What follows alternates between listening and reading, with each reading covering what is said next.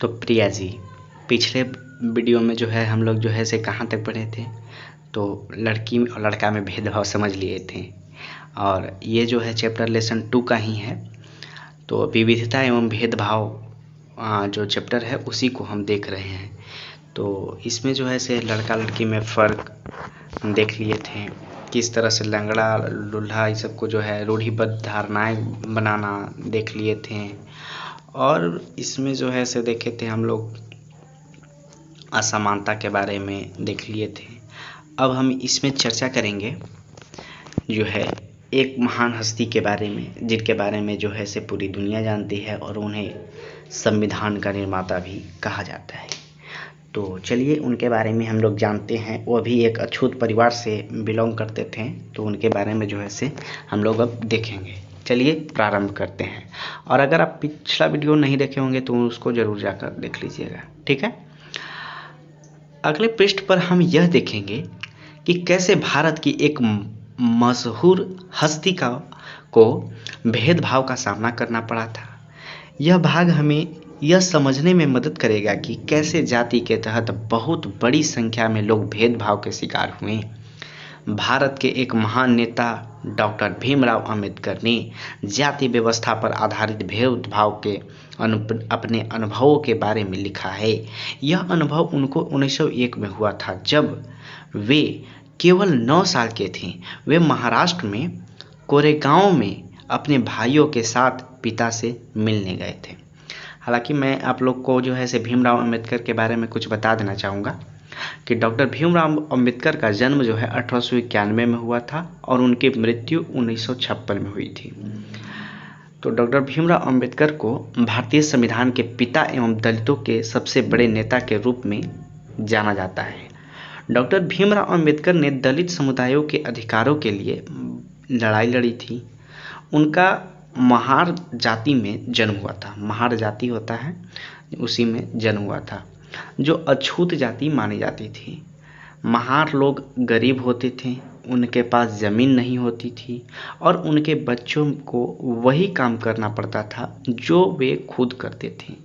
अर्थात मतलब अछूत अगर हम कहें तो अछूत जाति मतलब अपने काम से जाना जाता था, मतलब काम के आधार पर बांटा गया था अछूत। जैसे कचरा बीनना थी, ये सब साफ उफ करना, तो उनको जो है से थोड़ा सा दूर रखा जाता था। जो ग्राम के जो है से ऊंचे लोग के वर्ग के रहते थे, तो उनको जो है से घर में घुसने नहीं देना, मंदिर में जाने में बाध्य करना।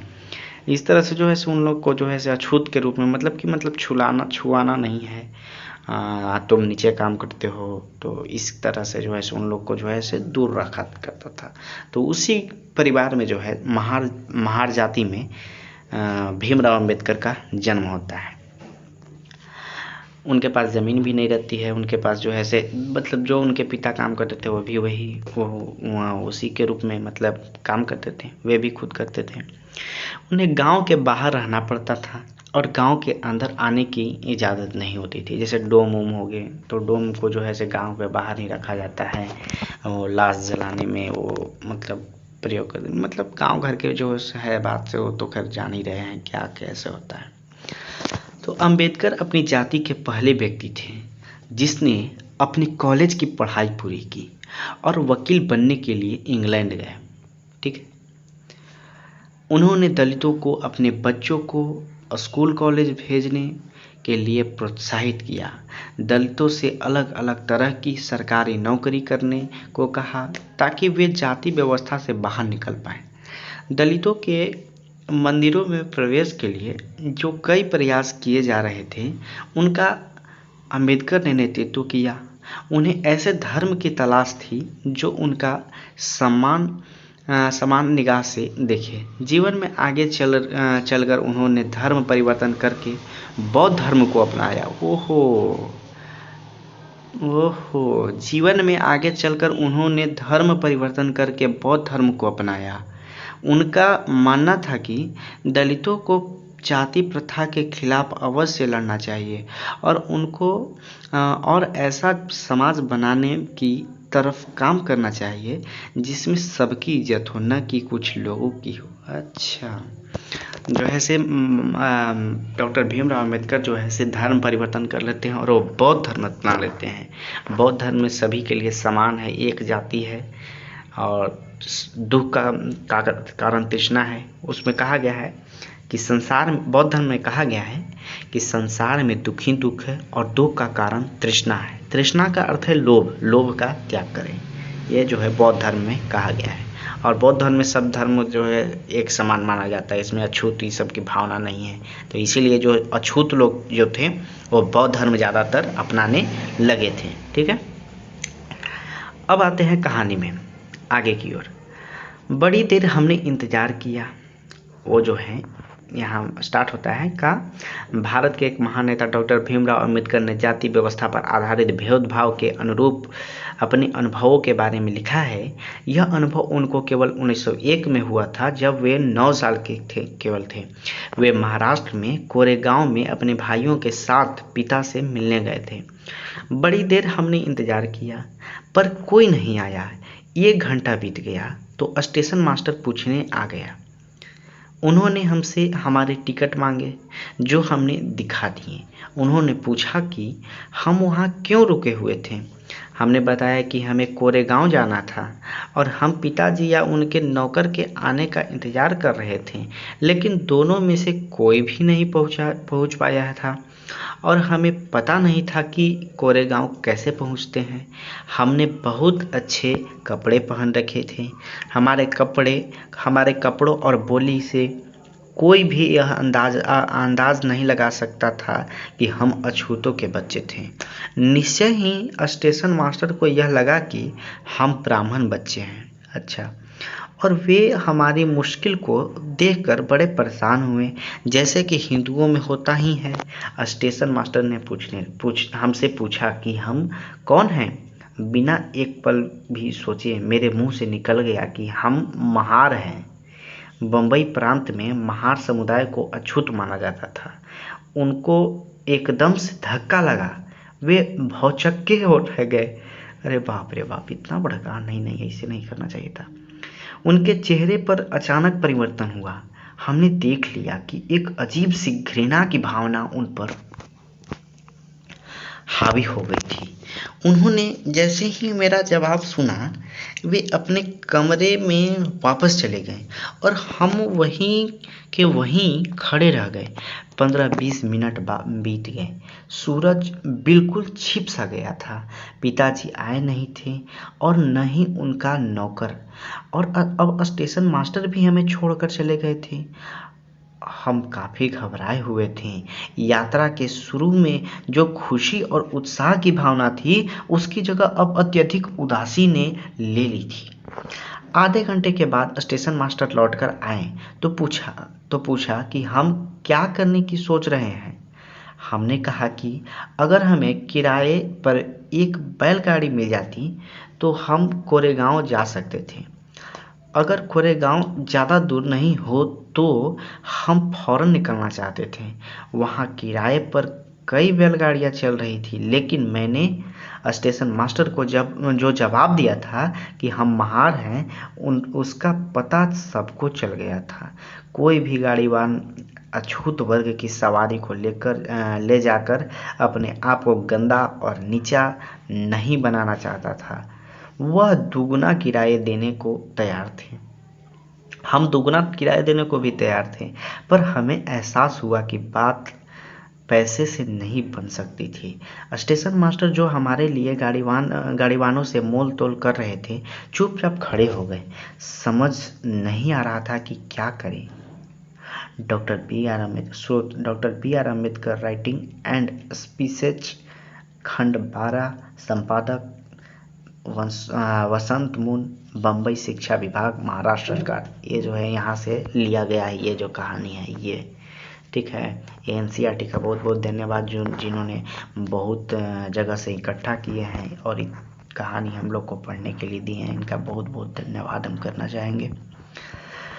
तो आगे की कहानी है कि बच्चे पैसा देने को तैयार थे, फिर भी गाड़ीवानों ने उन्हें ले जाने से मना कर दिया। क्यों?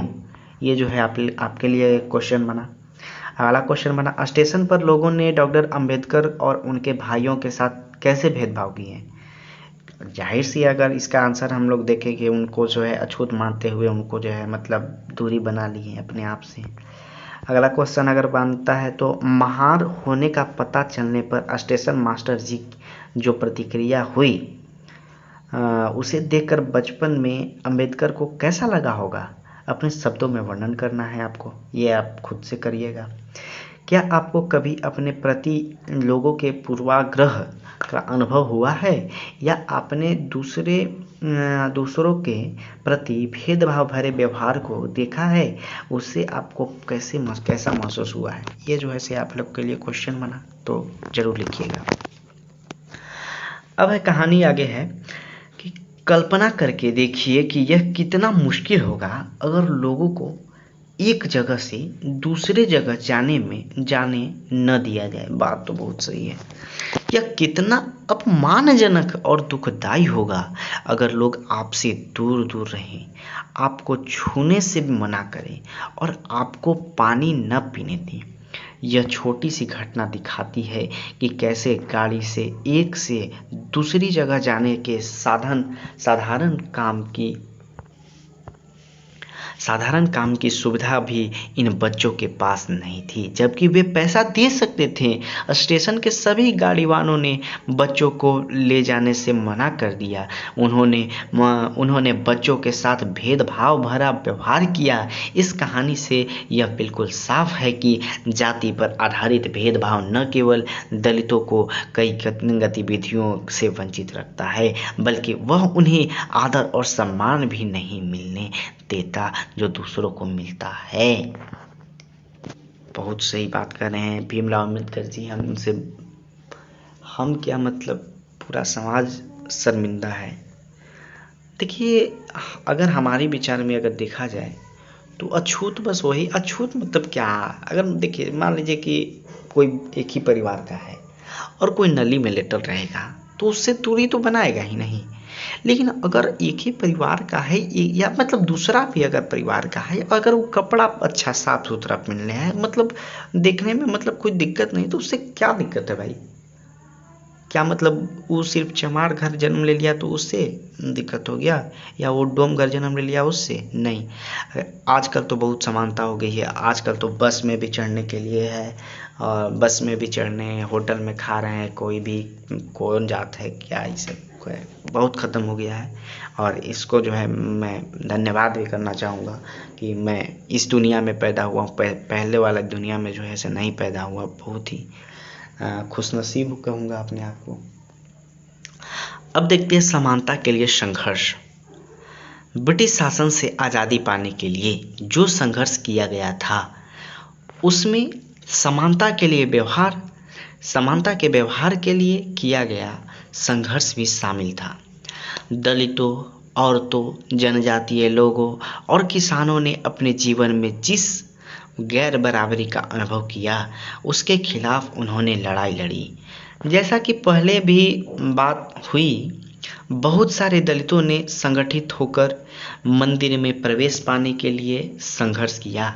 महिलाओं ने मांग की कि जैसे पुरुषों के पास शिक्षा का अधिकार है वैसे उन्हें भी अधिकार मिले। किसानों और दलितों ने अपने आप को जमींदारों और उनकी ऊंची ब्याज की दर से छुटकारा दिलाने के लिए संघर्ष किया। 1947 में भारत जब आज़ाद हुआ और एक राष्ट्र बना तो हमारे नेताओं ने समाज में व्याप्त कई तरह की असमानताओं पर विचार किया।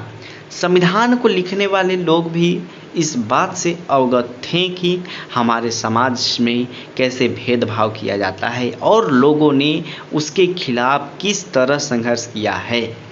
कई नेता इन लड़ाइयों के हिस्से थे, जैसे डॉक्टर अंबेडकर। इसको जो है से पूरा पढ़ने के बाद हम अपना निष्कर्ष देंगे, और अगर आप लोग को भी अच्छा लगेगा तो अपना जो है निष्कर्ष जरूर दीजिएगा कि जाति व्यवस्था को के बारे में। कमेंट में लिखकर बताइएगा कि क्या मतलब आपको अच्छा लगा और कि क्या मतलब जाति व्यवस्था इस प्रकार से जो है ऐसे असमानताओं को दूर किया गया, तो इससे आपको मतलब क्या होता है या किस तरह से फ़ायदे भी हो रहे हैं। अगर आप लोग अछूत जाति के भी हैं तो क्या मतलब कहने का तात्पर्य है कि मतलब ये जो है सिस्टम जो था वो हटा कि नहीं, इसके बारे में कुछ आप बताइएगा ज़रूर, इसके बारे में हमसे ज़रूर साझा कीजिएगा। तो डॉक्टर भीमराव अंबेडकर जैसे इसलिए नेताओं ने संविधान में ऐसी दृष्टि और लक्ष्य रखा जिससे भारत में सभी लोगों को बराबर माना जाए। समानता को एक अहम मूल्य की तरह माना गया है जो हम सभी को एक भारतीय के रूप में जोड़ती है। प्रत्येक व्यक्ति को समान अधिकार और समान अवसर प्राप्त है। अस्पृश्यता यानी छुआछूत को अपराध की तरह देखा जाता है और इसे कानूनी रूप से खत्म कर दिया गया है। लोग अपनी पसंद का काम चुनने के लिए बिल्कुल आज़ाद हैं। नौकरियों सभी लोगों के लिए खुली हुई है। इन सब के अलावा संविधान ने सरकार पर यह विशेष जिम्मेदारी डाली थी कि वह गरीबों और मुख्य धारा से अलग थलग पड़ गए समुदायों को इस समानता के अधिकार के फायदे दिलवाने के लिए विशेष कदम उठाएं। और आज सरकार उठा भी रही है, ऐसी बात नहीं है, हम इससे तो एग्री हैं। काफ़ी सुधार हुआ है, पहले के अगर अपेक्षा देखा जाए तो हमारी नज़र में तो काफ़ी सुधार हुआ है। और अपना राय ज़रूर दीजिएगा कि क्या मतलब किस तरह से सुधार हो रहा है। आप जो क्षेत्र से आते हैं उसमें कितना सुधार हुआ है तो ज़रूर बताइएगा। दलित के अलावा कई अन्य समुदाय हैं जिनके साथ भेदभाव किया जाता है। क्या आप भेदभाव के कुछ अन्य उदाहरण सोच सकते हैं? Question mark. ये जो है से आप ज़रूर सोचिएगा कि और दलित के अलावा जो है से और किस समुदाय के लोगों को साथ जो है भेदभाव होता है, ज़रूर सोचिएगा। उन तरीक़ों पर, अगला प्रश्न है, उन तरीक़ों पर चर्चा कीजिए जिनके द्वारा खास ज़रूरतों वाले लोगों के साथ भेदभाव किया जा सकता है। तो इसके जो है अपना चर्चा कीजिएगा। अब आगे देखते हैं। हालांकि हमारे संविधान में इन विचारों पर जोर दिया गया है, पर यह पाठ इसी बात को उठाता है कि असमानता आज भी मौजूद है। असमानता आज भी मौजूद है, बात तो सही है। समानता वह मूल्य है जिसके लिए हमें निरंतर संघर्ष करते रहना होगा। भारतीयों के लिए समानता का मूल्य वास्तविक जीवन का हिस्सा बने, सच्चाई बने, इसके लिए लोगों के संघर्ष, उनके आंदोलन और सरकार द्वारा उठाए जाने वाले कदम बहुत ज़रूरी हैं। संविधान के लेखकों ने यह भी कहा कि विविधता की इज्जत करना, उसे मूल्यवान मानना समानता सुनिश्चित करने में बहुत ही महत्वपूर्ण कारक है। उन्होंने यह महसूस किया कि लोगों को अपने धर्म का पालन करने, अपनी भाषा बोलने, अपने त्यौहार मनाने और अपने आप को खुले रूप से अभिव्यक्त करने की आज़ादी होनी चाहिए। उन्होंने कहा कि कोई एक भाषा, धर्म या त्यौहार सबके लिए अनिवार्य नहीं बनना चाहिए, बात तो सही है। उन्होंने जोर दिया कि सरकार सभी धर्मों को बराबर मानेगी। इसलिए भारत एक धर्मनिरपेक्ष देश है जहां लोग बिना भेदभाव के अपने धर्म का पालन करते हैं। इसे हमारी एकता के महत्वपूर्ण है, इसलिए इसे हमारी एकता के महत्वपूर्ण कारक के रूप में देखा जाता है कि हम इकट्ठे रहते हैं और एक दूसरे की इज्जत करते हैं। ठीक है। अगर हम इसको जो है से उद्देशिका को देखें, भारत का संविधान में उद्देशिका जो प्रस्तावना था उसको अगर हम एक बार थोड़ा सा पढ़ना चाहेंगे, जिससे यह स्पष्ट होता है कि जो है से भारत में एक मतलब संप्रभुत्व और संपन्न राज्य है और धर्मनिरपेक्ष है। इसके बारे में उद्देशिका जो है से पंडित जवाहरलाल नेहरू द्वारा पेश किया गया था, तो उसको हम एक बार पढ़ना चाहेंगे। हम भारत के लोग भारत को एक संपूर्ण प्रभुत्व संपन्न, समाजवादी, पंथ निरपेक्ष, लोकतंत्रात्मक गणराज्य बनाने के लिए तथा उसके समस्त नागरिकों को सामाजिक, आर्थिक और राजनीतिक न्याय, विचार, अभिव्यक्ति, विश्वास, धर्म और उपासना की स्वतंत्रता, प्रतिष्ठा और अवसर की समता प्राप्त कराने के लिए तथा उन सब में व्यक्ति की गरिमा और राष्ट्र की एकता और अखंडता सुनिश्चित करने वाली बंधुता बढ़ाने के लिए दृढ़ संकल्प होकर अपनी इस संविधान सभा में आज तारीख 26 नवंबर 1949 ईस्वी को एतद द्वारा इस संविधान को अंगीकृत, अधिनियमित और आत्मसमर्पित करते हैं। भारत माता की जय, भारत माता की जय। तो ये रहा आज का जो है ये लेक्चर 2 जो है से समाप्त हुआ। 2 पार्टों में इसको बांट दिए थे, तो ये जो है से 20 मिनट में बन गया। लगभग 1 घंटा का टोटल एक चैप्टर रह रहा है, तो पूरा ही करने का ही प्रयास करेंगे आगे से। तो ठीक है, और इसमें जो है से अब थोड़ा सा देख लेते हैं अभ्यास के लिए। तो अभ्यास देखते हैं। निम्नलिखित कथनों का मेल कराइए। रूढ़िबद्ध धारणाओं को कैसे चुनौती दी जा रही है, इस पर चर्चा करना है। क में एक तरफ लिखा है, 4 ठो लिखा हुआ है घ तक। क है, 2 डॉक्टर खाना खाने बैठे थे और उनमें से एक ने मोबाइल पर फ़ोन करके क्या किया, फ़ोन करके अपनी बेटी से बात की जो उसी समय स्कूल से लौटी थी। ये बस मिलान करने के लिए है। जिस बच्चे ने पत्रकार प्रतियोगिता जीती थी वह मंच पर जाकर पुरस्कार लेने के लिए एक पहेलियाँ वाली कुर्सी पर चढ़ा। संसार के सबसे तेज धावकों में से एक क्या इसको मिला देंगे, एक अंतरिक्ष यात्री बनने का सपना अंत पूरा हुआ। तो ये जो है इसी तरह हो गया। अगला प्रश्न है कि लड़कियां माँ बाप के लिए बोझ है। यह रूढ़िबद्ध धारणा एक लड़की के जीवन को किस तरह प्रभावित करती है? Question mark. उसके अलग अलग 5 प्रभावों का उल्लेख कीजिए। अगर आप सक्षम हो तो वीडियो को अभी पॉज कीजिए और उसके बाद जो है कमेंट में भर दीजिए कि किस तरह से इसका जो है आंसर होना चाहिए, या अपने कॉपी निकालिए, कलम निकालिए और क्वेश्चन जो है से हम एक बार फिर से बोल देते हैं और इसका आंसर खुद से लिखने का प्रयास कीजिए, तभी ये मेंस के लिए बहुत ही महत्वपूर्ण रहेगा। एक बार फिर से प्रश्न बोल देते हैं कि लड़कियां माँ बाप के लिए बोझ है। यह रूढ़िबद्ध धारणा एक लड़की के जीवन को किस तरह प्रभावित करती है?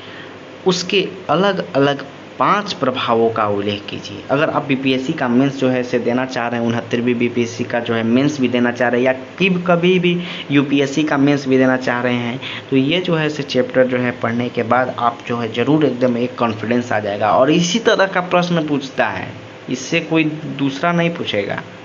ठीक है। अगला प्रश्न है, भारत का संविधान समानता के बारे में क्या कहता है? समानता के बारे में क्या कहता है? आपको यह क्यों लगता है कि सभी लोगों में समानता होना जरूरी है? इसके बारे में आपको लिखना है। अगला क्वेश्चन अगर हम देखते हैं तो कई बार लोग हमारी उपस्थिति में ही पूर्वाग्रह से भरा आचरण करते हैं। ऐसे में अक्सर हम कोई विरोध करने की स्थिति में नहीं रहते, क्योंकि मुंह पर तुरंत कुछ कहना मुश्किल जान पड़ता है। अपनी कक्षा को 2 समूहों में बांटिए और प्रत्येक समूह पर इस पर चर्चा करें कि दी गई परिस्थितियों में क्या वे करेंगे। मान लीजिए कि अगर पहला दिया है कि गरीब होने के कारण एक सहपाठी को आपका दोस्त चिढ़ा रहा है, तो उस समय जो है से आप क्या कीजिएगा? मारिएगा, छूता उठा के धर के चपले। अगला ई न कि आप भी चिढ़ाने लगिएगा, तो ये तो गलत बात ना। अगला ख, आप अपने परिवार के साथ टीवी देख रहे हैं और उनमें से कोई सदस्य किसी खास धार्मिक समुदाय पर पूर्वाग्रहस्थ टिप्पणी करता है, तो क्या कहेंगे इसमें? उनको धर के मतलब भगा दीजिएगा? अब आपकी ये जो है निर्णय होना चाहिए, क्या कहना चाहेंगे। अगर ग को हम देखते हैं तो आपकी कक्षा के बच्चे एक लड़की के साथ मिलकर खाना खाने से इनकार कर देते हैं क्योंकि वे सोचते हैं कि वह गंदी है। तो इसके बारे में आप क्या कहना चाहेंगे, वो सही की या गलत की, इसके बारे में आपको बताना है। घ है कि किसी समुदाय के खास उच्चारण का मजाक उड़ाते हुए कोई आपको चुटकुला सुनाता है, तो इसके बारे में क्या कहेंगे, आपको बताना है। अंग है कि लड़के लड़कियों पर टिप्पणी कर रहे हैं कि लड़कियां उनकी तरह नहीं खेल सकती, तो इसके बारे में क्या कहना चाहेंगे, आप जो है अपनी राय अवश्य दें। उपर्युक्त परिस्थितियों में विभिन्न समूहों ने कैसा बर्ताव करने की बात की है, इस पर कक्षा में चर्चा कीजिए। साथ ही इन मुद्दों को उठाते समय कक्षा में कौन सी समस्याएं आ सकती है, इस बारे में जो है बातचीत कीजिए।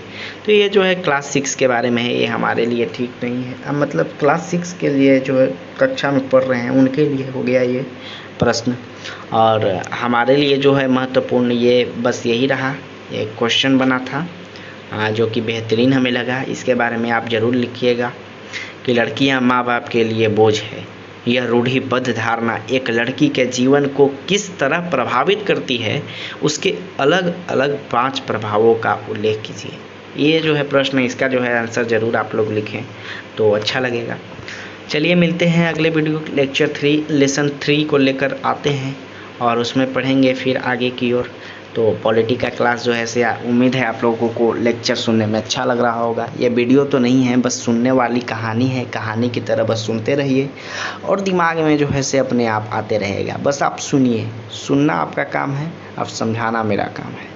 तो उम्मीद है, और मैं एनसीईआरटी को बहुत बहुत धन्यवाद करना चाहूँगा जो इतनी अच्छी तरह से मतलब लिखे हुए हैं और मतलब व्याख्या किए हैं, जो मतलब समझ में तो इतना आ रहा है, मतलब बता नहीं सकते हैं। उनको बहुत बहुत धन्यवाद हम करना चाहेंगे और मिलते हैं अगले वीडियो में। तब तक के लिए जय हिंद और जय हिंद।